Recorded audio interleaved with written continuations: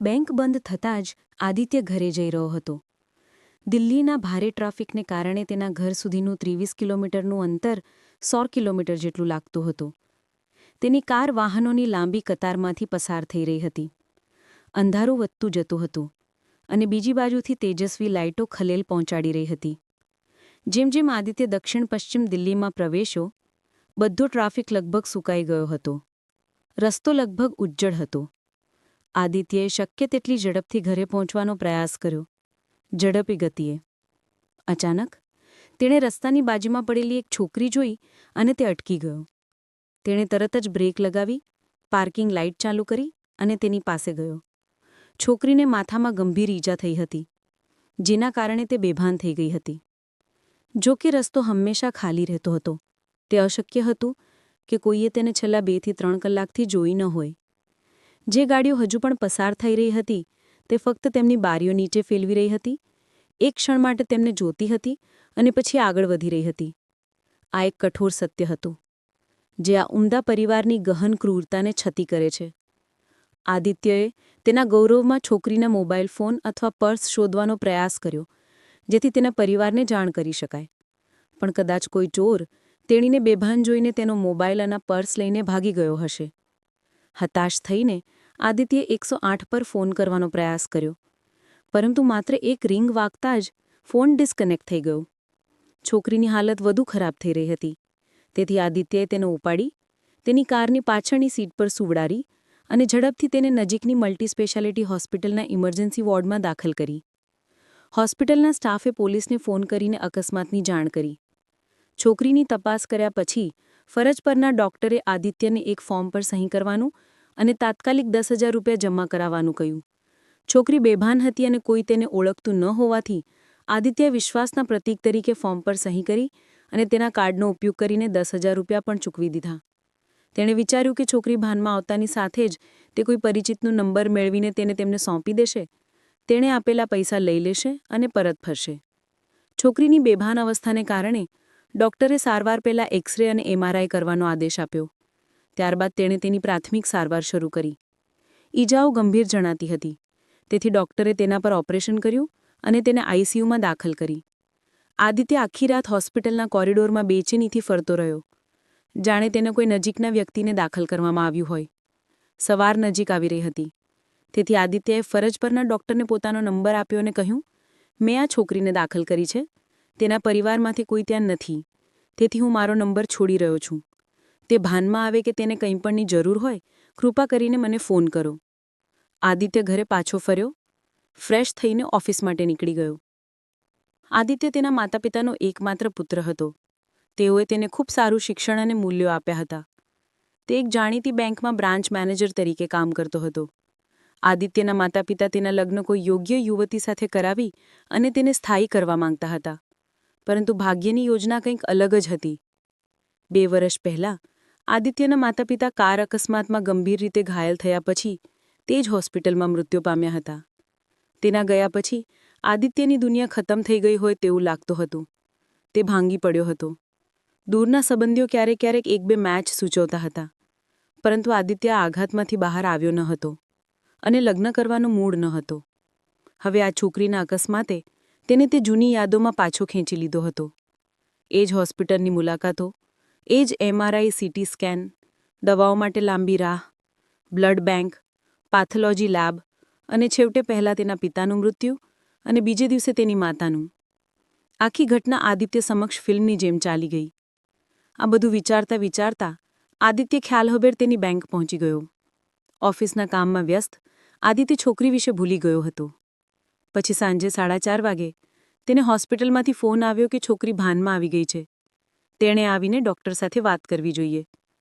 આદિત્ય આ સમાચારથી એટલો જ ખુશ હતો જેટલું કોઈ સંબંધીના સ્વાસ્થ્યના સમાચાર હોય. આદિત્ય તેની ઘડિયાળ જોતો રહ્યો, વિચારતો રહ્યો કે ક્યારે 6 વાગશે અને ક્યારે તે હોસ્પિટલ માટે નીકળશે. સામાન્ય રીતે આદિત્ય સાંજે 6 વાગે બેંક બંધ થયાના 1 કલાક સુધી સ્ટાફ સાથે રહેતો. મહિનાના બંધ કલાકો દરમિયાન તે રાત્રે 10 વાગ્યા સુધી રહેતો.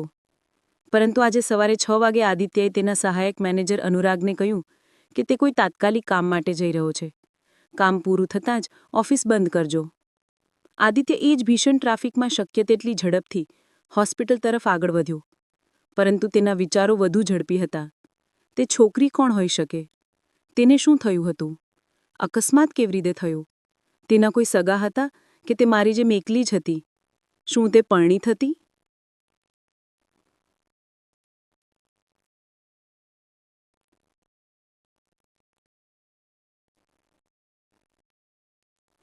આદિત્યના મનમાં અનેક પ્રશ્નો ઘૂમવા લાગ્યા. વિચારોના ઉછાળે વચ્ચે આદિત્ય હોસ્પિટલ પહોંચ્યો. રિસેપ્શન ડેસ્ક પરથી છોકરીની વિગતો મેળવ્યા પછી તે ઝડપથી તેના રૂમ તરફ ગયો. ત્યાં સુધીમાં તેને આઈસીયુમાંથી એક પ્રાઇવેટ રૂમમાં ખસેડવામાં આવી હતી. આદિત્યે પ્રાઇવેટ રૂમના દરવાજાના અરીસામાંથી તેની તરફ જોયું. તેના ભૂરા હોસ્પિટલ ડ્રેસમાં પણ તે કોઈ દેવલથી ઓછી સુંદર નહોતી દેખાતી. ઊંડી કાળી આંખો, મીણ જેવો સફેદ રંગ અને છીણી વળેલો આકાર. આદિત્યએ કદાચ તેના જીવનમાં ક્યારે આનાથી વધુ સુંદર સ્ત્રી નહોતી જોઈ. આદિત્ય રૂમમાં પ્રવેશ્યો. ત્યાં ઊભેલી નર્સે આદિત્યનો પરિચય કરાવ્યો. આ તે સજ્જન છે જેણે તમને અહીં દાખલ કર્યા અને તમારી સારવાર કરી. આદિત્યે હસીને છોકરી તરફ જોયું. તેણે અચાનક આદિત્ય તરફ જોયું અને કહ્યું, વિશાલ, તું ક્યાં હતો? તારી મધુને છોડી દઈને મને વચન આપ કે તું મને ફરી ક્યારે છોડશે નહીં. આટલું કહીને તે ફરીથી બેહોશ થઈ ગઈ. નર્સી તરત જ ફરજ પરના ડૉક્ટરને બોલાવ્યા. ડૉક્ટરે છોકરીને કેટલાક ઇન્જેક્શન આપ્યા અને આદિત્યને કહ્યું, આ ન્યુરોલોજિકલ ડિસઓર્ડરનો એક સામાન્ય કેસ છે. તેને સ્વસ્થ થવામાં ઘણો સમય લાગી શકે છે. ત્યાં સુધી આપણે તે જે કહે તે માનવું પડશે, નહીંતર તે મરી પણ શકે છે. આદિત્યએ ડૉક્ટરને કહ્યું કે તે તેને વિશાલ અને પોતાને મધુ કહી રહી છે. કદાચ વિશાલ તેનો બોયફ્રેન્ડ અથવા પતિ હતો. એ કિસ્સામાં મારી મુશ્કેલીઓ વધશે. ડૉક્ટરે કહ્યું, તો સારું, તમે તેના પ્રેમી અને સહાનુભૂતિશીલ બની શકો છો અને તેના વિશે શક્ય તેટલું શીખી શકો છો. આ અમારી સારવારમાં ખૂબ મદદરૂપ થશે. આદિત્યએ કહ્યું, પણ શું આ કરવાથી તેની સાથે છેતરપિંડી નહીં થાય? જો કોઈ કાનૂની ગૂંચવણો હશે તો મારી પાસે કંઈ જ નહીં રહે. ડૉક્ટરે તેને ખાતરી આપી. આવા માનસિક બીમારની સારવાર માટે ઘણીવાર એક વ્યક્તિને અનેક ભૂમિકાઓ ભજવવી પડે છે. તમારે ફક્ત એક જ ભૂમિકા ભજવવી પડશે અને કોઈ કાનૂની સમસ્યા નહીં હોય. હું આ કેસમાં પોતે સાક્ષી આપી શકું છું અને કાલે આપણે સ્ટેશનના ઇન્ચાર્જ સાથે વાત કરીશું અને તેને મનાવીશું. કોઈ શું કરી શકે? આદિત્ય મધુની સારી સારવાર માટે વિશાલની ભૂમિકા ભજવવા સંમત થયો. લગભગ 3 કલાક પછી મધુ ભાનમાં આવી. નર્સે આદિત્યને બોલાવ્યો કે તરત જ નર્સે આદિત્યને તેણે અચાનક આદિત્ય તરફ જોયું અને કહ્યું, વિશાલ, તું ક્યાં હતો? તારી મધુને છોડી દે અને મને વચન આપ કે તું મને ફરી ક્યારેય છોડશે નહીં. આટલું કહીને તે ફરીથી બેહોશ થઈ ગઈ. નર્સે તરત જ ફરજ પરના ડૉક્ટરને બોલાવ્યા. ડૉક્ટરે છોકરીને કેટલાક ઇન્જેક્શન આપ્યા અને આદિત્યને કહ્યું, આ ન્યુરોલોજિકલ ડિસઓર્ડરનો એક સામાન્ય કેસ છે. તેને સ્વસ્થ થવામાં ઘણો સમય લાગી શકે છે. ત્યાં સુધી આપણે તે જે કહે તે માનવું પડશે, નહીંતર તે મરી પણ શકે છે. આદિત્યએ ડૉક્ટરને કહ્યું કે તે તેને વિશાલ અને પોતાને મધુ કહી રહી છે. કદાચ વિશાલ તેનો બોયફ્રેન્ડ અથવા પતિ હતો. એ કિસ્સામાં મારી મુશ્કેલીઓ વધશે. ડૉક્ટરે કહ્યું, તો સારું, તમે તેના પ્રેમી અને સહાનુભૂતિશીલ બની શકો છો અને તેના વિશે શક્ય તેટલું શીખી શકો છો. આ અમારી સારવારમાં ખૂબ મદદરૂપ થશે. આદિત્યએ કહ્યું, પણ શું આ કરવાથી તેની સાથે છેતરપિંડી નહીં થાય? જો કોઈ કાનૂની ગૂંચવણો હશે તો મારી પાસે કંઈ જ નહીં રહે. ડૉક્ટરે તેને ખાતરી આપી. આવા માનસિક બીમારની સારવાર માટે ઘણીવાર એક વ્યક્તિને અનેક ભૂમિકાઓ ભજવવી પડે છે. તમારે ફક્ત એક જ ભૂમિકા ભજવવી પડશે અને કોઈ કાનૂની સમસ્યા નહીં હોય. હું આ કેસમાં પોતે સાક્ષી આપી શકું છું અને કાલે આપણે સ્ટેશનના ઇન્ચાર્જ સાથે વાત કરીશું અને તેને મનાવીશું. કોઈ શું કરી શકે? આદિત્ય મધુની સારી સારવાર માટે વિશાલની ભૂમિકા ભજવવા સંમત થયો. લગભગ 3 કલાક પછી મધુ ભાનમાં આવી. નર્સે આદિત્યને બોલાવ્યો કે તરત જ નર્સે આદિત્યને બોલાવ્યો. આદિત્ય તેની બાજુમાં એક સ્ટૂલ પર બેઠો. આદિત્ય, જે આદિત્યના આગમન પહેલાં ચિંતાથી આસપાસ જોઈ રહી હતી, તે પહોંચતાની સાથે જ આરામ કરી ગઈ. તેનો હાથ તેના હાથમાં પકડીને ગાઢ નિંદ્રામાં સરી પડી. આ સ્પર્શ આદિત્ય માટે ઝણઝણાટની લાગણી હતી. પહેલીવાર કોઈ અજાણી વ્યક્તિએ તેનો હાથ આ રીતે પકડ્યો હતો. ગાઢ નિંદ્રામાં હોવા છતાં તેના ચહેરા પર મીઠી સ્મિત હતી. કદાચ તે કોઈ સુખદ સ્વપ્ન જોઈ રહી હતી. તેણીને ઊંઘતી જોઈને આદિત્ય ધીમેથી પોતાનો હાથ છોડાવવાનો પ્રયાસ કરે છે, કારણ કે તેને લાગે છે કે મધુ જાગી રહી છે. તેથી તેણે શાંતિ જાળવી રાખી. આદિત્ય પણ સવાર સુધી સ્ટૂલ પર માથું રાખીને સૂતો હતો. આદિત્યના માથા પર મધુના પ્રેમાળ સ્નેહથી તે જાગી ગયો. જાગતાની સાથે જ મધુએ પૂછ્યું, વિશાલ, આપણે ક્યારે ઘરે જઈ રહ્યા છીએ? તેણે જવાબ આપ્યો, એકવાર ડૉક્ટર પરવાનગી આપે પછી આપણે ઘરે જઈશું. સાંભળો, ઇન્સ્પેક્ટર તમારા અકસ્માત વિશે નિવેદન લેવા માંગે છે. મારે તેને ક્યારે ફોન કરવો જોઈએ? મધુએ જવાબ આપ્યો, તેને ગમે ત્યારે ફોન કરો, બસ મારી સાથે રહો. આદિત્યએ મધુને કહ્યું, હું ઘરે જઈશ અને ફ્રેશ થઈશ. હું ફરીથી ડૉક્ટર અને ઇન્સ્પેક્ટર સાથે વાત કરીશ. તમે તમારી સંભાળ રાખજો. મધુને આશ્વાસન આપતા આદિત્ય ઘરે પાછો ફર્યો, ફ્રેશ થયો અને તરત જ ડૉક્ટરને ફોન કર્યો, મધુ વિશે બધું કહ્યું અને ઇન્સ્પેક્ટર પાસેથી નિવેદન લેવાનું યાદ અપાવ્યું. ડૉક્ટર ઇન્સ્પેક્ટર સાથે વાત કરે છે અને ખાતરી કરે છે કે તેણે સવારે 9 વાગે પોતાનું નિવેદન આપીને તેની ઓફિસ જવા રવાના થવું જોઈએ. વિશાલ, આદિત્ય સવારે 8:45 હોસ્પિટલમાં પહોંચે છે, જ્યાં ડૉક્ટર અને ઇન્સ્પેક્ટર મધુના કેસની ચર્ચા કરી રહ્યા છે. આદિત્યને જોઈને ડૉક્ટર તેનો ઇન્સ્પેક્ટર સાથે પરિચય કરાવે છે. ઇન્સ્પેક્ટર તેને કહે છે, જો થોડું નાટક કોઈને બચાવી શકે તો શું નુકસાન છે? તમે જે કરો છો તે કાનૂની માળખામાં કરો, અમને કોઈ વાંધો નથી. ચાલો હવે તેનું નિવેદન લઈએ. ડૉક્ટર, ઇન્સ્પેક્ટર, મહિલા પોલીસ અધિકારી અને આદિત્ય એટલે કે વિશાલ ખાનગી રૂમમાં જાય છે. તે સમયે મધુ સૂતી હતી, તેથી મહિલા પોલીસ અધિકારી પહેલા અંદર આવે છે. મધુને જગાડીને તેનું નિવેદન આપવા કહે છે. મધુ કહે છે, પહેલાં તો તેના પતિ વિશાલને અંદર આવવા દો, પછી હું આવીશ. ઇન્સ્પેક્ટર, આદિત્ય અને ડૉક્ટર પ્રવેશ કરે છે. ડૉક્ટર અને આદિત્ય બંને મધુને તેનું નિવેદન આપવા કહે છે. તેઓ પૂછે છે, અકસ્માત કેવી રીતે થયો? શું તેને કોઈએ જાણીબૂજીને માર્યો? સમગ્ર ઘટનાનો વિગતવાર રિપોર્ટ આપો. મધુએ કહ્યું, 2 દિવસ પહેલાં હું મારા પતિ વિશાલથી નારાજ થઈને ઘરની બહાર નીકળી રહી ત્યારે એક ઝડપી ગાડીએ મને ટક્કર મારી. હું બેહોશ થઈ ગઈ. જ્યારે મને ભાન આવ્યું ત્યારે હું આ હોસ્પિટલમાં હતી. મારો મોબાઈલ ફોન, પર્સ વગેરે કદાચ ઘટના સ્થળે પડેલા હતા. ઇન્સ્પેક્ટરે આખું નિવેદન લખ્યું. પછી તેણે મધુના તેના માતાપિતાને અન્ય સંબંધીઓ વિશે પૂછ્યું. મધુએ જવાબ આપ્યો, તમે વિશાલને આ બધા વિશે પૂછી શકો છો. આ પ્રશ્નોને મારા અકસ્માત સાથે કોઈ સંબંધ નથી. ઇન્સ્પેક્ટરે ડૉક્ટર તરફ જોયું. ડૉક્ટરે તેને શાંત રહેવાનો ઇશારો કરીને તેની સાથે રૂમમાંથી બહાર નીકળી ગયા. કહ્યું, જો તેને કંઈ યાદ ના હોય તો આપણે તેને જવાબ આપવા માટે દબાણ કરી શકતા નથી. મને લાગે છે કે તેની સાથે રહીને આદિત્યના સુધરવાની શક્યતાઓ ખૂબ વધારે છે. તમે તેનું આગળનું નિવેદન પછીથી લઈ શકો છો. ઇન્સ્પેક્ટરે ડૉક્ટરને કહ્યું, જો તે સુધરશે નહીં તો? ડૉક્ટરે હસીને કહ્યું, તો આપણે આદિત્યને વિશાલમાં ફેરવીને બગાડીશું.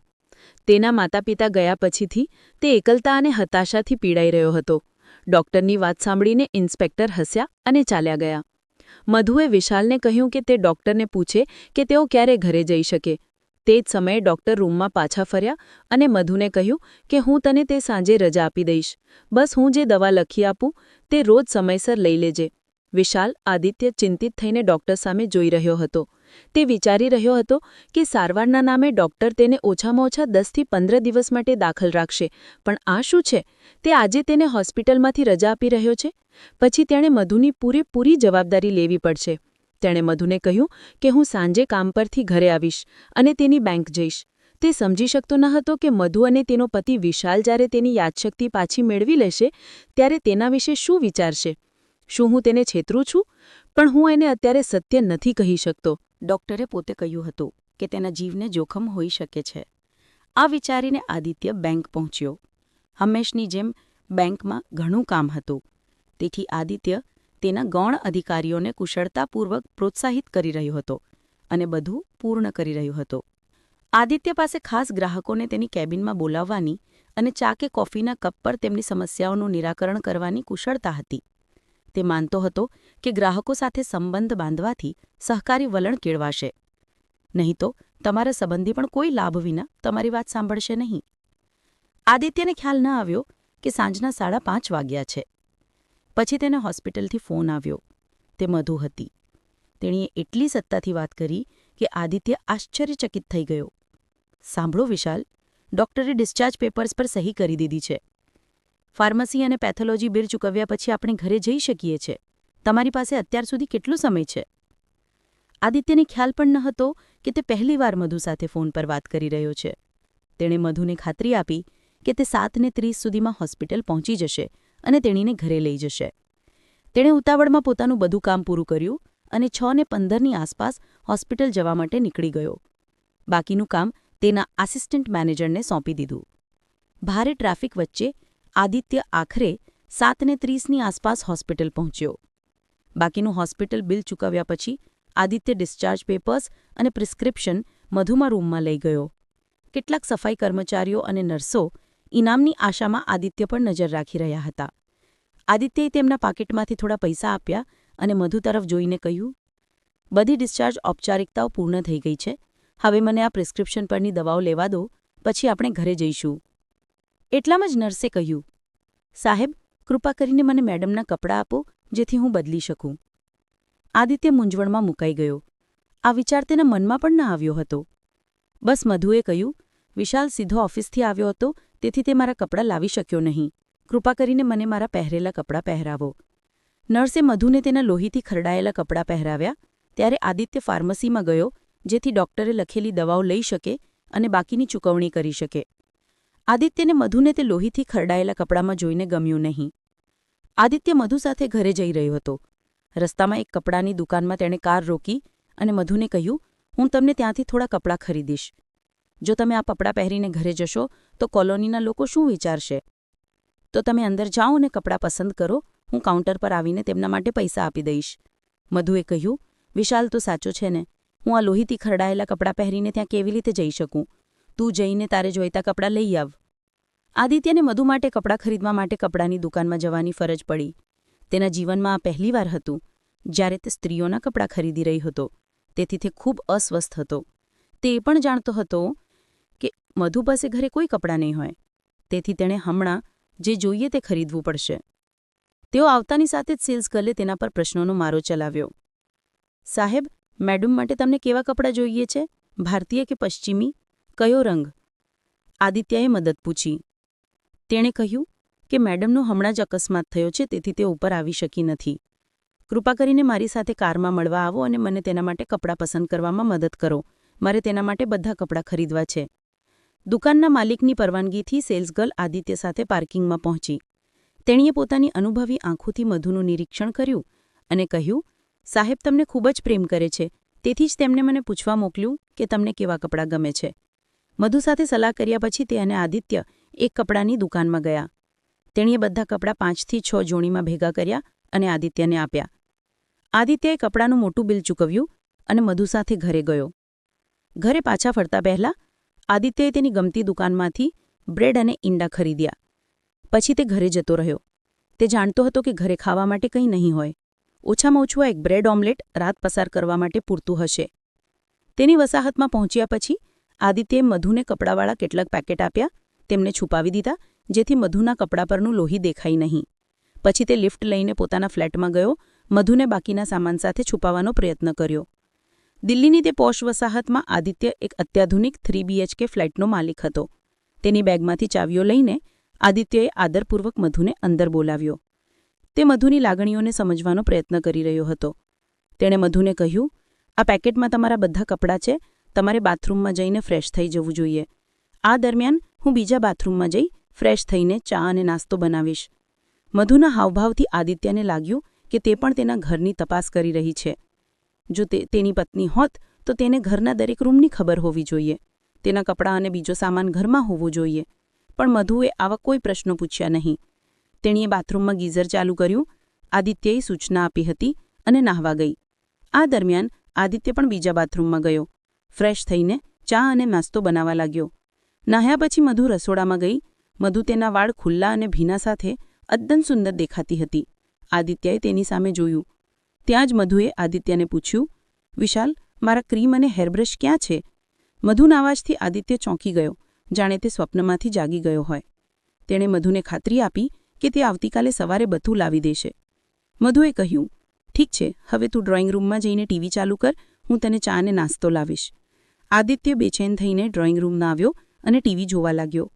10 મિનિટ પછી મધુ ચા અને નાસ્તાની ટ્રે લઈને સોફા પર તેની બાજુમાં બેઠી ગઈ.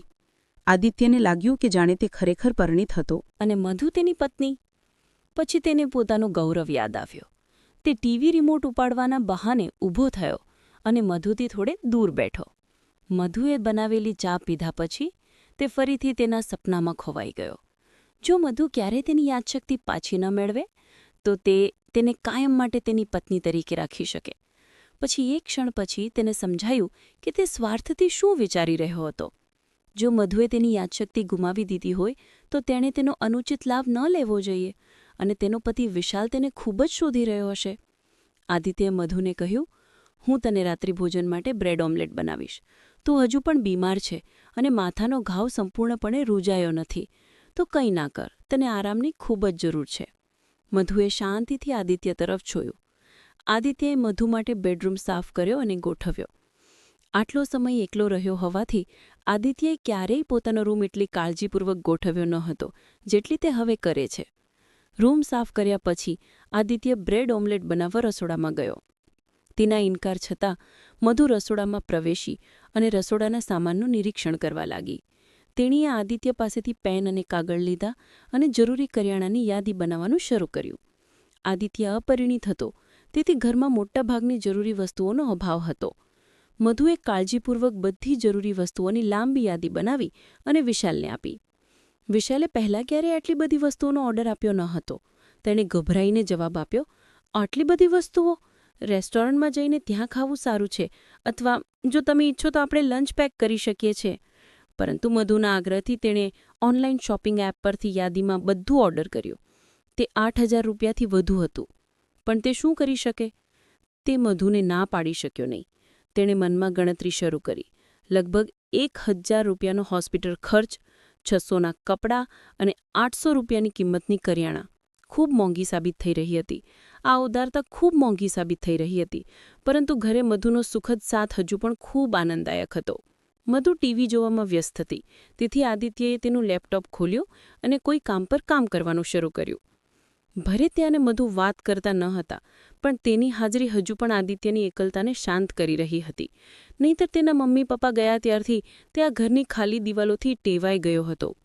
એકાદ કલાક પછી જ્યારે આદિત્ય ફ્રી હતો ત્યારે તેણે મધુને કહ્યું કે જ્યાં સુધી તેનો ઘાવ ન રૂજાય ત્યાં સુધી બાજુના બેડરૂમમાં સૂઈ જાય. તે બાજુના બેડરૂમમાં સૂઈ જશે. જો તેને કોઈ સમસ્યા હોય તો મને જગાડો. મધુએ હળવા સ્મિત સાથે આદિત્ય તરફ જોયું, જાણે તેને આ રીતે એકલું સૂવું ગમતું ન હોય. મિત્રો, શું મધુ ખરેખર તેની યાદશક્તિ ગુમાવી બેઠી છે કે ત્યાં આદિત્યના ઘરમાં રહેવાનું કાવતરું ઘડી રહી છે? તમને શું લાગે છે? દોસ્તો, ઉમ્મીદ કરું છું કે તમને મારી કહાની પસંદ આવી હશે.